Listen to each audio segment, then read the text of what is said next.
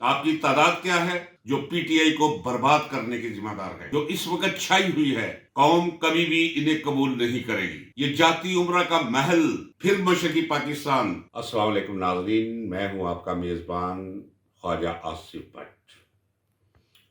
آپ نے خبر سن لی ہوگی کہ پی ٹی آئی کو سپریم کورٹ کے 3 سکھا شاہی ججز نے بلے کے نشان سے محروم کر دیا ہے۔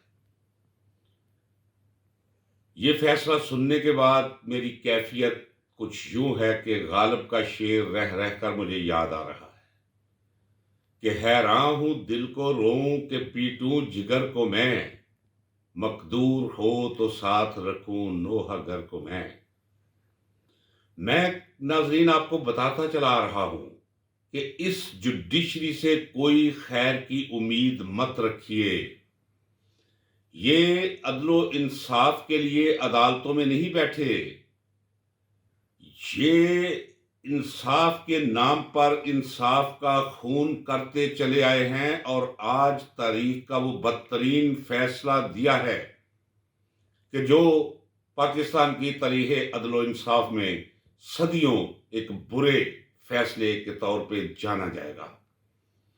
ناظرین، میں آپ سے کہتا چلا آ رہا ہوں کہ عدالت کوئی شفیق رحیم کوئی ادارہ نہیں، یہ حکومت کا، اہل حکم کا، اہل خشم کا، اہل سطوت کا، اہل کبر و ریا کا یہ ایک آخری پنجہ ہوتا ہے جس میں عوام کو جھکڑ کے یا قید میں پھینکا جاتا ہے یا اسے کہیں غائب کر دیا جاتا ہے۔ اب تک جو کچھ ہوتا چلا آ رہا ہے اسی عدلیہ کے آنکھوں کے نیچے سب کچھ ہوتا چلا رہا ہے۔ یہ کہتے ہیں کہ الیکشن کمیشن ایک آئینی ادارہ ہے۔ میں نے کل کے ولاگ میں کہا تھا کہ اس آئینی ادارے کی حیثیت ایک ناجائز بچے کی مانند ہے۔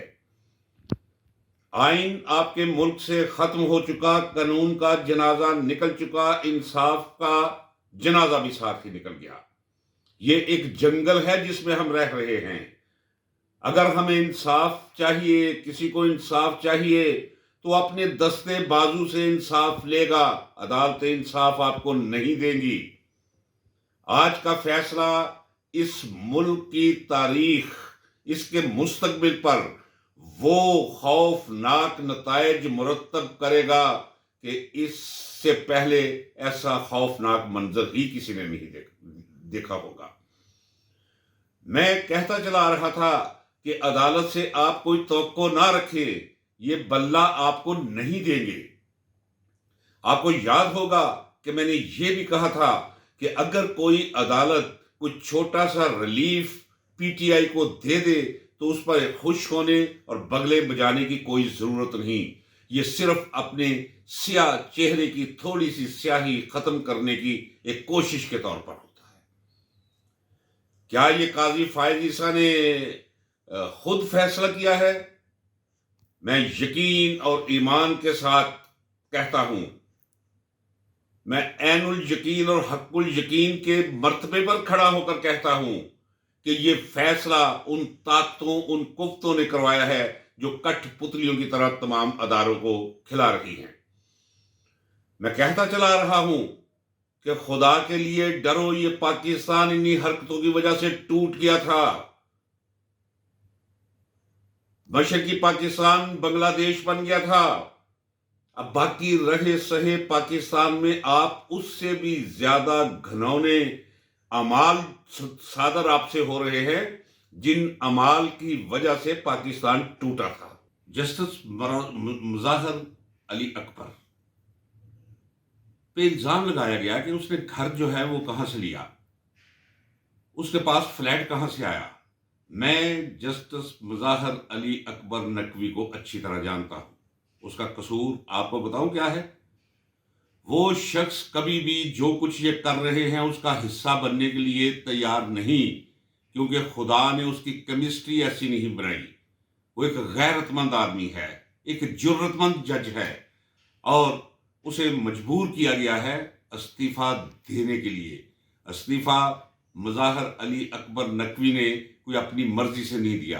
اور یہ بھی آپ کو بتاتا چلوں کہ جسٹس جو قاضی فائز عیسیٰ کے بعد چیف جسٹس آف پاکستان بننے جا رہے تھے جسٹس اعجاز اللہ سے، انہوں نے بھی استعفیٰ دے دیا۔ استعفیٰ دیا نہیں، زبردستی استعفیٰ لیا گیا ہے۔ رہی بات مظاہر علی اکبر نقوی کی کرپشن کی، تو پہلے قاضی صاحب کو کہیں کہ اپنا حساب دیں۔ قاضی صاحب، آپ نے ہمارے کالے کوٹ پہ وہ کیچڑ پھینکا ہے کہ ہم کسی کو منہ دکھانے کے قابل نہیں رہ جائیں گے۔ نظام عدل و انصاف کا آپ نے جنازہ نکال کر رکھ دیا ہے۔ میں کہتا چلا رہا ہوں کہ آج تک پاکستان میں سیاسی مقدمات کا فیصلہ کبھی قانون اور آئین کے مطابق نہیں ہوا۔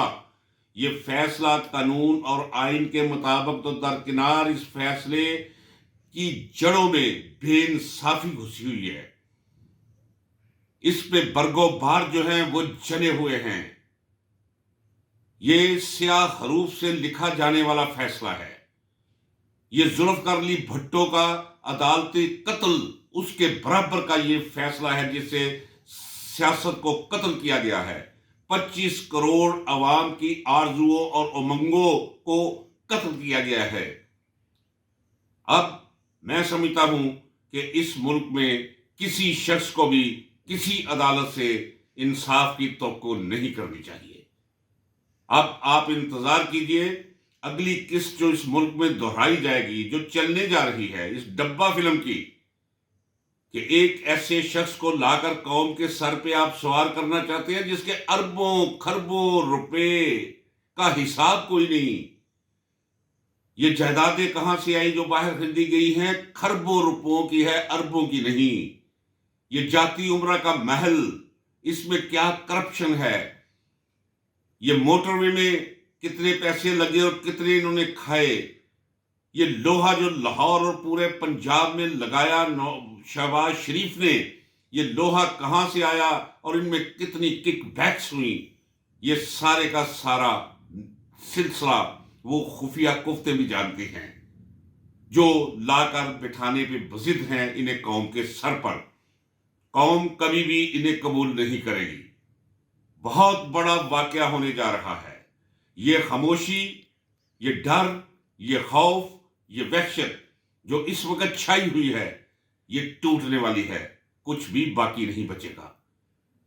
الیکشن فراڈ ہے، الیکشن مشکوک ہے، الیکشن جنازہ ہوں گے نون لیگ کا اور مولوی فضل الرحمان اور ایسے لوگوں کا جو عمران خان کو دیوار سے لگانے کے ذمہ دار ہیں، جو پی ٹی آئی کو برباد کرنے کے ذمہ دار ہیں۔ پی ٹی آئی جماعت نہیں، پی ٹی آئی اب اس قوم کا نام ہے۔ پاکستانی قوم پی ٹی آئی ہے۔ آپ قوم کے ساتھ لڑنا چاہتے ہیں؟ آپ کی تعداد کیا ہے؟ مت کیجیے ایسے، بند کیجیے یہ ڈرامہ اور ڈبہ فلم، نہیں تو پھر مشرقی پاکستان کا منظر مجھے دہرایا جاتا ہوا محسوس ہو رہا ہے۔ آپ بھی انتظار کیجئے، میں بھی انتظار کر رہا ہوں۔ بہت خوفناک صورتحال پیش آنے والی ہے۔ خدا حافظ۔